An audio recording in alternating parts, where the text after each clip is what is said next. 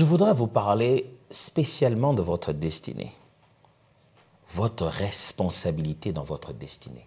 Une chose importante que vous devez savoir, faites votre part.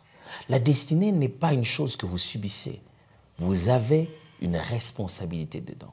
Il est temps de vous réveiller et de vous dire, qu'est-ce que j'ai à faire? Quelle est ma part? Quel est le degré de pourcentage de ma responsabilité dans la chose? Il ne s'agit pas de ce que les gens ont dit. Il ne s'agit pas du post que tu as vu sur Facebook. Il ne s'agit pas des commentaires des autres. Il ne s'agit même pas de ce que les autres ont mis sur leur statut. Il s'agit de toi-même. Qu'est-ce que tu fais de ta propre vie? Dieu est là, les promesses de Dieu sont là. Que fais-tu des prophéties? Que fais-tu des promesses de Dieu? Que fais-tu des rêves que tu as reçus? Quelle est ta part dans tout ça? Qu'est-ce que tu étais censé faire? Qu'est-ce que tu es censé faire maintenant? Et que devras-tu faire pour l'avenir? Dieu, je suis sûr, sera fidèle avec ses promesses. Mais toi alors, que fais-tu? Avec toutes les études que tu as eues, que fais-tu?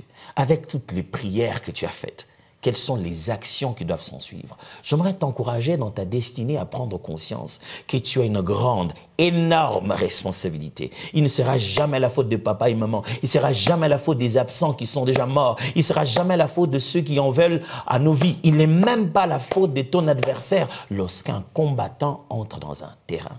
C'est sa responsabilité de gagner la bataille. C'est ta responsabilité. Ça ne sera pas la faute de celui qui te frappe. Il ne va pas arrêter de frapper. Tu es en plein combat. Ce ne sera pas la faute de ceux qui crient quand on t'a cogné. Ils ne vont crier que si quelqu'un fait une action. Si c'est à ton tour de cogner, ils crieront pour toi. Alors lève-toi et réveille-toi. Prends conscience que tu as un rôle à jouer. Bouge. Commence à prendre en charge ta destinée.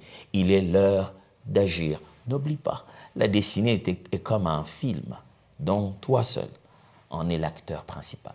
Que Dieu te bénisse.